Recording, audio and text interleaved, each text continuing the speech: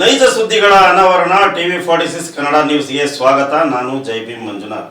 ಸಕಲೇಶಪುರ ಪಟ್ಟಣದ ಹಳೆ ಬಸ್ ನಿಲ್ದಾಣದಲ್ಲಿ ಸಾರ್ವಜನಿಕರಿಗಾಗಿ ನಿರ್ಮಾಣ ಮಾಡುತ್ತಿರುವ ಪ್ರಯಾಣಿಕರ ತಂಗುದಾಣದ ಕಾಮಗಾರಿಯನ್ನು ತಕ್ಷಣ ಪುನರ್ ಆರಂಭಿಸಿ ಶೀಘ್ರ ಪೂರ್ಣಗೊಳಿಸಬೇಕು ಎಂದು ಆಗ್ರಹಿಸಿ ಹಿಂದೂ ಹಿತರಕ್ಷಣಾ ವೇದಿಕೆಯಿಂದ ಹಳೆ ಬಸ್ ನಿಲ್ದಾಣದಲ್ಲಿ ಅಧಿಕಾರಿಗಳ ವಿರುದ್ಧ ಭಿತ್ತಿಪತ್ರ ಹಿಡಿದು ಘೋಷಣೆ ಕೂಗಿ ಆಕ್ರೋಶ ವ್ಯಕ್ತಪಡಿಸಿದರು. ಹಳೆ ಬಸ್ ನಿಲ್ದಾಣವು ಪಟ್ಟಣದ ಹೃದಯ ಭಾಗವಾಗಿದ್ದು ಪ್ರತಿನಿತ್ಯ ಸಾವಿರಾರು ಪ್ರಯಾಣಿಕರು, ರೈತರು, ವಿದ್ಯಾರ್ಥಿಗಳು ಹಾಗೂ ಸಾರ್ವಜನಿಕರು ಈ ಪ್ರದೇಶವನ್ನು ಬಳಸುತ್ತಾರೆ. ಇಲ್ಲಿ ಸೂಕ್ತ ತಂಗುದಾಣದ ವ್ಯವಸ್ಥೆ ಇಲ್ಲದ ಕಾರಣ ಮಹಿಳೆಯರು, ಹಿರಿಯ ನಾಗರಿಕರು ಹಾಗೂ ಗ್ರಾಮೀಣ ಭಾಗಗಳಿಂದ ಬರುವ ಸಾರ್ವಜನಿಕರು ಬಿಸಿಲು ಮತ್ತು ಮಳೆಯಲ್ಲಿ ಬಸ್ಗಾಗಿ ಕಾಯುವ ಪರಿಸ್ಥಿತಿ ನಿರ್ಮಾಣವಾಗಿದೆ ಎಂದು ತಿಳಿಸಿದರು. ಸಾರ್ವಜನಿಕರ ಅನುಕೂಲಕ್ಕಾಗಿ ಆರಂಭಿಸಲಾಗಿದ್ದ ಪ್ರಯಾಣಿಕರ ತಂಗುದಾಣದ ಕಾಮಗಾರಿಯನ್ನು ಸ್ಥಗಿತಗೊಳಿಸಿರುವುದು ಸಾರ್ವಜನಿಕ ಹಿತಾಸಕ್ತಿಗೆ ವಿರುದ್ಧವಾಗಿದೆ. ಯಾವುದೇ ರಾಜಕೀಯ ಅಥವಾ ಇತರ ಒತ್ತಡಗಳಿಗೆ ಮಣಿಯದೆ ಕಾಮಗಾರಿಯನ್ನು ತಕ್ಷಣ ಪುನರಾರಂಭಿಸಿ ಶೀಘ್ರ ಪೂರ್ಣಗೊಳಿಸುವಂತೆ ಸಂಬಂಧಪಟ್ಟ ಅಧಿಕಾರಿಗಳಿಗೆ ನಿರ್ದೇಶನ ನೀಡಬೇಕು ಎಂದು ಮನವಿ ಸಲ್ಲಿಸಿದರು. ಈ ಸಂದರ್ಭದಲ್ಲಿ ಹಿಂದೂ ಮುಖಂಡ ರಘು ಸಕಲೇಶಪುರ ಮಾತನಾಡಿ, ಸಕಲೇಶಪುರ ಮಲೆನಾಡು ಪ್ರದೇಶವಾಗಿದ್ದು ಇಲ್ಲಿ ಮಳೆ, ಬಿಸಿಲು ಹಾಗೂ ಚಳಿ ಹೆಚ್ಚಾಗಿರುತ್ತದೆ. ಈ ಸ್ಥಳವು ಪಟ್ಟಣದ ಕೇಂದ್ರ ಭಾಗವಾಗಿದ್ದು ಬ್ಯಾಂಕ್, ಅಂಚೆ ಕಚೇರಿ ಹಾಗೂ ಪೊಲೀಸ್ ಠಾಣೆ ಸೇರಿದಂತೆ ಪ್ರಮುಖ ಸರ್ಕಾರಿ ಕಚೇರಿಗಳು ಇಲ್ಲಿವೆ. ಅಲ್ಲದೆ ಶಾಲಾ ಕಾಲೇಜು ವಿದ್ಯಾರ್ಥಿಗಳು, ರೈತರು ಹಾಗೂ ಸಾರ್ವಜನಿಕರು ಹೆಚ್ಚಿನ ಸಂಖ್ಯೆಯಲ್ಲಿ ಓಡಾಡುವ ಪ್ರದೇಶ ಇದಾಗಿದೆ. ಪ್ರಯಾಣಿಕರ ಅನುಕೂಲಕ್ಕಾಗಿ ಕ್ಷೇತ್ರದ ಶಾಸಕರು ಸಂಬಂಧಿತ ಅಧಿಕಾರಿಗಳ ಅನುಮತಿ ಪಡೆದು ಕಾಮಗಾರಿ ಆರಂಭಿಸಿದ್ದು ಈಗಾಗಲೇ 75% ಕಾಮಗಾರಿ ಪೂರ್ಣಗೊಂಡಿದೆ. ಆದರೆ ಉಪ ವಿಭಾಗಾಧಿಕಾರಿಗಳು ಕಾಮಗಾರಿಗೆ ತಡೆ ನೀಡಿರುವುದರಿಂದ ಸಾರ್ವಜನಿಕರಿಗೆ ತೊಂದರೆಯಾಗುತ್ತಿದೆ ಎಂದು ಅವರು ಆರೋಪಿಸಿದರು. ಮುಂದಿನ ದಿನಗಳಲ್ಲಿ ಸಕಲೇಶಪುರದ ಸಂಪೂರ್ಣವಾದಂತಹ ಹೈವೇಯನ್ನು ಬಂದ್ ಮಾಡ್ತೀವಿ ಅಂತ ಬಿಟ್ಟು ಅಂತ ಹೇಳಿ ಎಚ್ಚರಿಕೆಯನ್ನು ಕೊಡ್ತಾ ಇದೀವಿ. ಅಧಿಕಾರಿಗಳು, ನೀವು ಇವತ್ತು 2 ವರ್ಷ ಇರ್ತೀರಾ ಮತ್ತು ಹೋಗ್ತೀರಾ. ನಾವು ಇಲ್ಲಿ ಶಾಶ್ವತವಾಗಿರುವಂತದ್ದು, ಶಾಶ್ವತವಾಗಿ ಇಲ್ಲಿ ಇರ್ತಕ್ಕಂಥ ಇವತ್ತು ಇಲ್ಲಿ ನಿಂತು ನೋಡ್ಬೋದು ಇಡೀ ಎಲ್ಲ ಪ್ರಯಾಣಿಕರಿಗೆ ಎಷ್ಟು ತೊಂದರೆ ಆಗ್ತಿದೆ ಅಂತ ಬಿಟ್ಟು ನೋಡ್ಬೋದು.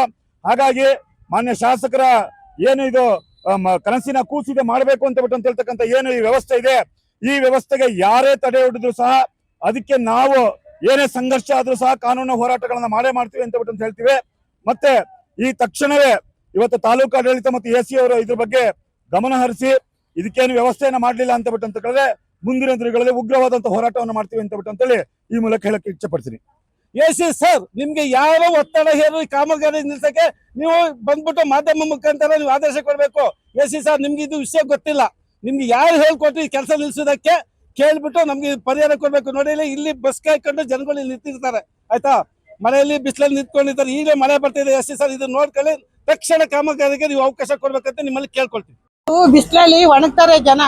ಇಡೀ 40 ವರ್ಷದಿಂದನೂ ಇದು ಪಾಳು ಬಿದ್ದೈತೆ. ಎಲ್ಲ ಇಲ್ಲಿ ಹೇಳೋದು, ಉಚ್ಚವೇದು ಎಲ್ಲ ಮಾಡ್ತಾ ಇದ್ರು. ಅವಾಗ ಯಾರು ಇತ್ತಿಲ್ಲ ಇಲ್ಲಿ ನೋಡಕ್ಕೆ ಮಾಡಕ್ಕೆ. ಇವಾಗ ಏನೋ ಪಾಪ ಸಿಮೆಂಟ್ ಮಂಜೂರು ಅವ್ರ ಕಷ್ಟ ನೋಡ್ದೇನೆಯ ಒಂದು ನಿಂತ್ಕೊಳಕ್ ನೆಳ್ಳು ಮಾಡ್ಕೊಡ್ತಾವ್ರೆ, ಅದಕ್ಕೂ ಅಡ್ಡಿ ಮಾಡಿಸ್ತಾವ್ರಲ್ಲ. ಇದು ಸಕಲೇಶಪುರ ಅಂತಾರ, ಉದ್ಧಾರ ಆಗಕ್ಕೆ ಬಿಡಲ್ವಲ್ಲ ಊರನ್ನ. ಯಾಕೆ ಈ ತರ ಮಾಡ್ತಾ ಇದಾರೆ, ಅಂತ ಹೇಳಿ ನೋಡೋಣ. ನೀವು ಉದ್ಧಾರ ಮಾಡಲ್ಲ, ಮಾಡೋರ್ಗೂ ಬಿಡಲ್ಲ.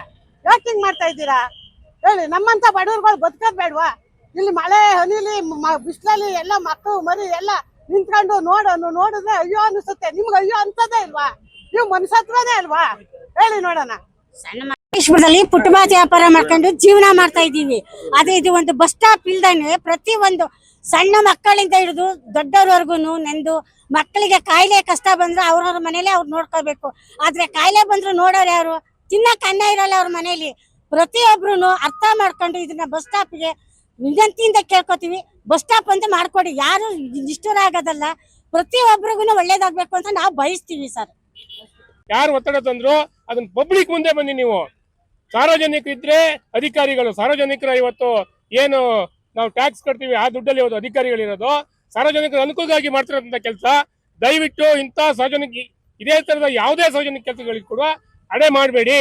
ನಿಮ್ಗೇನಾದ್ರೂ ಆತ ಬೇರೆ ರೀತಿ ಏನಾದ್ರು ಇದ್ರೆ ಅದನ್ನ ಸಾರ್ವಜನಿಕವಾಗಿ ಬಂದು ಹೇಳಿ. ಸಾರ್ವಜನಿಕರು ಒಳ್ಳೆ ಕೆಲಸ ಮಾಡೋ ಸಂದರ್ಭದಲ್ಲಿ ಅಧಿಕಾರಿಗಳಿರ್ಬೋದು, ಯಾರಿಗೆ ಕೂಡ ಸಪೋರ್ಟ್ ಮಾಡ್ತಾರೆ. ದಯವಿಟ್ಟು ಇಂಥ ಕೆಲಸವನ್ನ ನೀವು ಮಾಡಬೇಡಿ. ಇದನ್ನ ಈ ಕೂಡಲೇ ಇವತ್ತೇ ಇಷ್ಟು ಮಳೆ ಆದ್ರೂ ಕೂಡ ಇವತ್ತು ನೀವು ನೋಡಿರ್ಬೋದು, ಹೆಂಗಸಿರ್ಬೋದು, ಎಲ್ಲರೂ ಕೂಡ ಬಂದು ನಿಂತಿದ್ದಾರೆ. ಇವತ್ತು ನೀವೇನಾದ್ರೂ ಇದಕ್ಕೆ ಮತ್ತೆ ಮುಂದೆ ಈ ಕೆಲಸ ಮಾಡ್ಲಿಕ್ಕೆ ಬಿಡ್ಲಿಲ್ಲ ಅಂತ ಸಂದರ್ಭದಲ್ಲಿ ಉಗ್ರವಾದ ಹೋರಾಟವನ್ನು ಮಾಡೋಕ್ಕೆ ನಾವು ಬಯಸ್ತೇವೆ. ಈ ಸಂದರ್ಭದಲ್ಲಿ ಹಿಂದೂ ಹಿತರಕ್ಷಣಾ ವೇದಿಕೆ ಅಧ್ಯಕ್ಷ ಮಂಜು ಕಬ್ಬಿನಗದ್ದೆ, ಮಿಲಿಟರಿ ಧರ್ಮಪ್ಪ, ನಾಗರಾಜ್, ರವಿ, ನಾರಾಯಣ ಆಳ್ವ, ಹೂವಿನ ವ್ಯಾಪಾರಿಗಳಾದ ಈಶಾ, ಪದ್ಮಮ್ಮ, ದೀಪಕ್, ನವೀನ್, ಕೌಶಿಕ್, ಶಿವು, ಜಿಪ್ಪಿ, ದಿಲೀಪ, ಹರೀಶ್, ಮನು ಆಚಂಗಿ, ಪ್ರದೀಪ ಇತರರು ಉಪಸ್ಥಿತರಿದ್ದರು. You are watching TV 46 News Kannada.